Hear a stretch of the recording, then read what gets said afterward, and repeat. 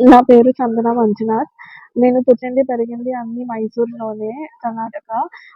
Like educational qualification MTech చదవడానికి నేను బెంగుళూరుకి వచ్చాను. బెంగుళూరులో ఎలక్ట్రికల్ ఇంజినీరింగ్‌లో ఎంటెక్ చదివాను.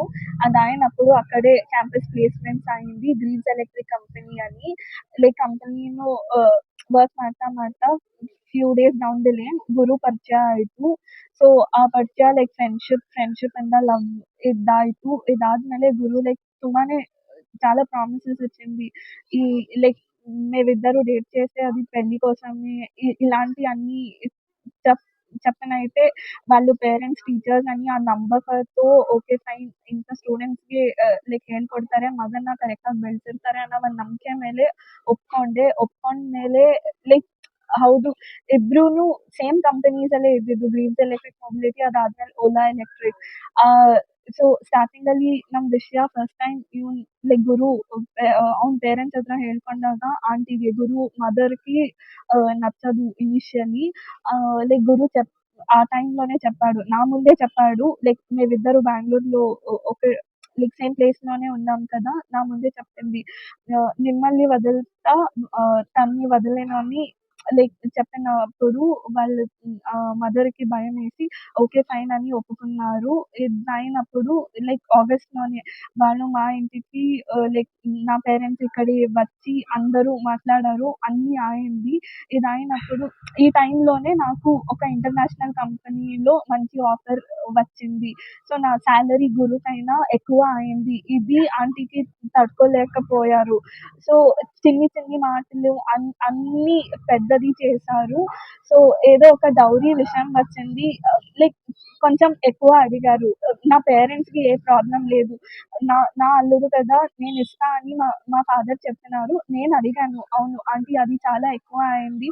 లైక్ లేటర్ ನೀವು ಅರ್ನ್ చేసి ನೀವು లైక్ నమింగ్ నవ్ ಮಾಡ್ಕೋತೀವಿ. ఇప్పుడు కొంచెం తక్కువ చేసుకోండి ఆంటీ అని.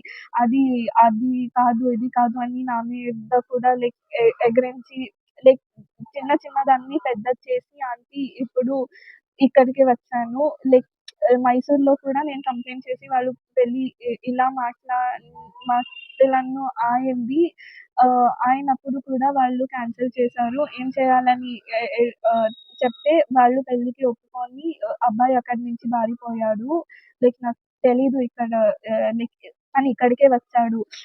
ఇప్పుడు లైక్ 2, 3 డేస్ బ్యాక్ అందరూ పెద్దవాళ్ళతో మాట్లాడి నవంబర్ 14th ఎంగేజ్‌మెంట్ చేస్తా, డిసెంబర్ 6th పెళ్లి చేస్తా అన్న మాటిచ్చి వచ్చారు. Aunty like November 13th morning 4 AM నుంచి ఆంటీ కూడా అబ్స్కాండ్. ఇక్కడే పడుకున్నారు. 4 AM నుంచి వాళ్ళు కూడా అబ్స్కాండ్ అయ్యారు. పెళ్లి అంతే అంకుల్. లైక్ తనతో 2 ఇయర్స్ ఆ నమ్మకంతో ఉండేది. 2 ఇయర్స్ వీళ్ళతో ఉండి ఇంకో ఎవరినో పెళ్లి చేసుకోవడం నాకు వద్దు. తనతోనే పెళ్లి చేయాలని ఇక్కడికి వచ్చాను. ఇక్కడికి 1 వీక్ అయింది నేనిక్కడ వచ్చి. మైసూర్. బెంగుళూరులో వర్క్ చేస్తున్నాను. తను ఇంట్లోనేనే. Eighth day. ఈరోజు ఎయిత్ డే. 8 డేస్ అయింది. ఆ! వాళ్ళ అమ్మ ఇక్కడున్నారు. రోజు నాకు కన్విన్స్ చేస్తున్నారు. నీకు మంచి జాబ్ ఉంది. వేరే అబ్బాయి వస్తుంది నీ లైఫ్‌లో. వాళ్ళని పెళ్లి చేసుకో. గురు వద్దు. వేరే అబ్బాయితో ఉండు అని చెప్తానే ఉంటారు. నేను చెప్పినాను, ఆంటీ నా క్యారెక్టర్ అలా లేదాంటీ. ఆ! ఇక్కడే ఉన్నాను. ఆ! సో ఇక్కడే ఉన్నాను. ఎప్పుడు వాళ్ళు మాటిచ్చారు లైక్ నవంబర్ 14థ్‌కి ఎంగేజ్‌మెంట్ చేస్తామని. నవంబర్ 12th మార్నింగ్ నుంచి అబ్స్కాండ్ అయ్యారు. చందన మంజునాథ్. విన్నాను. నేను మహిళగా ఒక మహిళ బాధ ఏంటో అర్థమవుతుంది కాబట్టి ఒక ఆడపిల్లకు తల్లిగా కూడా చెప్తున్నానండి. మనం రోజు చాలా అన్యాయాలు చూస్తున్నాం. రోజు ఎన్నో రేప్ కేసులు అంట, ఎంతోమంది వదిలిపెట్టిపోవడాలు, భార్యాభర్తలు హింసలు అన్నీ చూస్తున్నాం. మనకు అన్నీ తెలుసు. కానీ ఈరోజు నా దాకా ఒక అమ్మాయి వచ్చింది, న్యాయం చేయమని అడుగుతున్నా. నా దాకా ఒక అమ్మాయి వచ్చింది. వచ్చి అక్క నాకు నువ్వే గతి, ఇంకేం నేనేం చేయాలి ఇప్పుడు చెప్పు, నాకేం తెలియదు, ఎక్కడో వేరే రాజ్యం నుంచి ఇక్కడికి వచ్చింది, వేరే స్టేట్ నుంచి ఇక్కడికి వచ్చింది. సో ఒక సాటి ఆడపిల్లగా నేను చాలా ప్రయత్నించినాను. ఫస్ట్ ఆఫ్ ఆల్ ఎటువంటి ఏమంటారు బయట ప్రపంచానికి తెలియకుండానే ఆడపిల్ల మర్యాద పోకుండా కాపాడడానికి నేను ప్రయత్నించినాను. ఈరోజు మీడియా దాకా వస్తూ ఉంది అంటే కారణం నా ఓపిక నశించిపోయి ఈరోజు మీడియా దాకా వచ్చానన్నమాట. మీడియాను, గవర్నమెంట్ను, తర్వాత మీ ప్రెస్ను, పోలీసు వాళ్ళను, మరియు ఇక్కడున్న ఎమ్మెల్యే గారిని, ప్రస్తుతం ఉన్న గవర్నమెంట్ని అందరినీ ఒకటే రిక్వెస్ట్ చేసుకుంటున్నాను. ఇప్పుడు ఈ అమ్మాయికి న్యాయం చేసేంత వరకు మీరు నాతో పోరాడాలి. ఎందుకంటే ఈ అమ్మాయిని మోసం చేసిన తల్లిదండ్రులు ఎవరైతే ఉన్నారో, టీచర్స్, స్పెషల్లీ టీచర్స్, స్కూల్ నడుపుతున్న కరెస్పాండెంట్స్, సో వాళ్ళేమో చదువులేని అనామకులు కాదు, చదువుకున్న వాళ్ళు, బాగా తెలిసిన వాళ్ళు, సమాజంలో మంచి పేరున్న వాళ్ళు, అలాంటి వాళ్ళే ఒక అమ్మాయిని, చదువుకున్న అమ్మాయిని మోసం చేశారు.